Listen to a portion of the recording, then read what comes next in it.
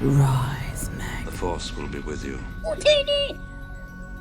Hello my dear friends, and welcome back to another Star Wars news update. In today's video we're going to be talking about Ahsoka Tano, rumours for a new show, and we'll also be discussing The Mandalorian Season 3. As always my amigos, please may I ask you to hit like down below, slap that big red subscribe button, and also be sure to give that bell a good old tickle to be alerted each and every time that I post new content to my channel. So without any more jibber jabber, let's dive straight into it. We begin by discussing a big rumour to do with Ezra and Thrawn. It appears as though, as well as the Ahsoka Tano spin-off show, we might also get a surprise Ezra series which will focus on him and Thrawn. This news has been making its way across Reddit over the last 24 hours, and it's thanks to Corey Van Dyke from KRT who has stated that this is true. There has been a bit of doubt to do with it, but I think it's likely they will have another spin-off after the Ahsoka Tano series is finished. Now I understand that a lot of people think this is quite pointless considering we can assume that Ezra and Thrawn are going to show up in Ahsoka, but we really don't know at this stage what the plot for Ahsoka is going to be and to what extent we will see Ezra or even Thrawn. So let me know your thoughts on this in the comments down below. Now we do have another big piece of Ahsoka news because she is reportedly going to appear in multiple projects in the Mando-verse. What we've known until now is that Rosario Dawson's Ahsoka is poised for her own spin-off, but what we didn't know is that she would appear in perhaps the Book of Boba Fett,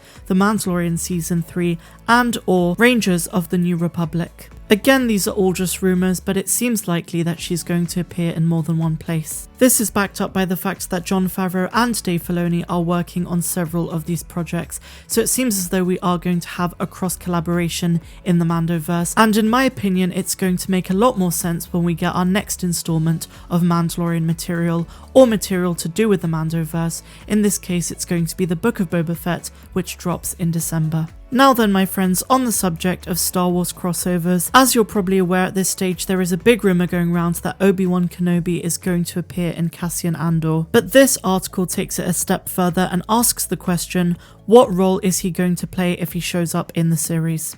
If reports are true that Obi-Wan is going to appear in the show, what could the Jedi be up to in the Disney Plus spin-off? Following many years of speculation, Obi-Wan Kenobi's return to the Star Wars fold was confirmed in 2019, with Ewan McGregor reprising his prequel trilogy role for a brand new TV series. Set between the events of Revenge of the Sith and A New Hope, the show will also feature Hayden Christensen as Anakin/Vader, and recently cast Game of Thrones Indira Varma as an undisclosed character. Obi-Wan Kenobi comes as part of a Star Wars streaming influx triggered by The Mandalorian's overwhelming success. The first of these to be announced was of course Andor, the Rogue One spin-off. Production is currently underway on both Andor and Obi-Wan Kenobi, but recent reports suggest that Ewan McGregor could have a recurring presence in the Cassian show. But the question is, where could he fit in? After Revenge of the Sith, Obi-Wan Kenobi takes to Tatooine, where he watches over young Luke from afar. Thanks to the animated series, it's known that Kenobi fights a rematch with Darth Maul during this period, overcoming his fated opponent in relatively quick fashion. But there's no indication that Obi-Wan actually leaves Tatooine until transforming into Alec Guinness and departing on the Millennium Falcon. But the addition of Darth Vader hints that Obi-Wan Kenobi won't be contained solely to Star Wars' famous desert planet. If Obi-Wan does leave Tatooine temporarily, it does make sense that he'd check in on the Rebel Alliance, and the most subtle way to do so would be a clandestine meeting with Cassian Andor, or even his good friend Bail Organa.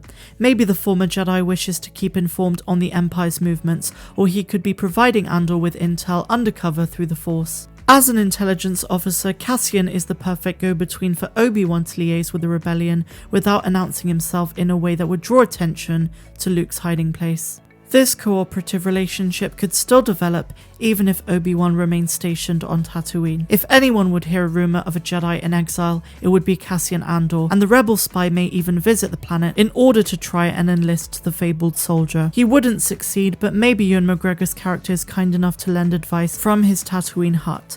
A partnership between Obi-Wan and Cassian Andor could also lead directly into the original 1977 Star Wars movie. When Princess Leia sent her iconic message to to Obi-Wan via R2-D2, she implored him to join the Rebel Alliance in the name of her father, since the two of them fought alongside each other during the Clone Wars. Kenobi's appearance in Andor can show the aging warrior become more and more involved in the Rebel Alliance, ultimately pledging to be there in a grave emergency. Although Cassian Andor and Obi-Wan Kenobi are yet to cross paths in Star Wars canon, their association is a logical expansion of the Obi-Wan story. So personally, I think it could work, even though it somewhat undermines George Lucas's vision for Obi-Wan after Revenge of the Sith, but adding more depth and dimension without necessarily touching the original trilogy could answer a lot of questions and help with world building. But what do you think about this? Let me know in the comments down below, and let's move on to our next article. We're going to be talking about Grogu and Luke Skywalker in The Mandalorian Season 3, because Inverse have written a really good piece which talks about the potential future teacher for Grogu. I think a lot of us, myself included, don't think that Grogu is going to remain with Luke,